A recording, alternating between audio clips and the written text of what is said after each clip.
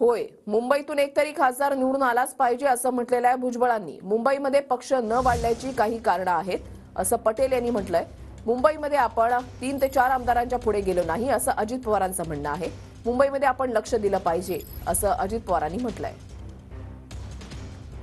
जबाबदारी वाढली आपल्याला खासदार होय एक तरी खासदार मुंबईत आपल्याला मिळाला पाहिजे आणि तो खासदार निश्चितपणे निवडून आणण्याची जबाबदारी जी आहे हे आपण सगळ्यांनी घेतलेली आहे, ती घेणार आहोत आणि पूर्णत्वास नेणार आहोत।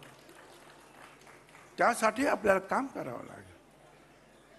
प्रत्येक गल्ली गल्लीमध्ये, वाडीमध्ये, चाळीमध्ये जे आहे राष्ट्रवादी काँग्रेस पक्षाचा, अजित पवार गटाचा झेंडा फडकला पाहिजे। मुंबईमध्ये आपला लक्ष नेहमी कमी राहिलेलं आहे।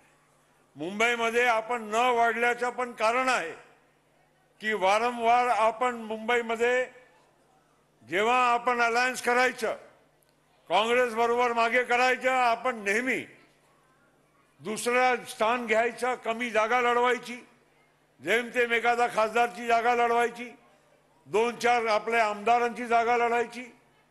जेव्हा महापालिका सारखा एक लहान इलेक्शन येतो त्यामध्येही आपण काही 10, 15, 20 जागा किरकोळ घ्यायची। म्हणून या पक्षाला काही मर्यादा झाली।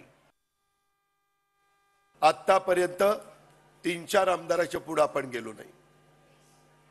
18 नगरसेवकांच्या पुढे भुजबळ साहेबांच्या नेतृत्वाखाली आपण त्याच्या पुढे गेलेलो नाहीये। 18-14 काय जे असतील ते, त्याच्यामध्ये लोकसभेला एकापेक्षा पुढे गेलेलो नाही।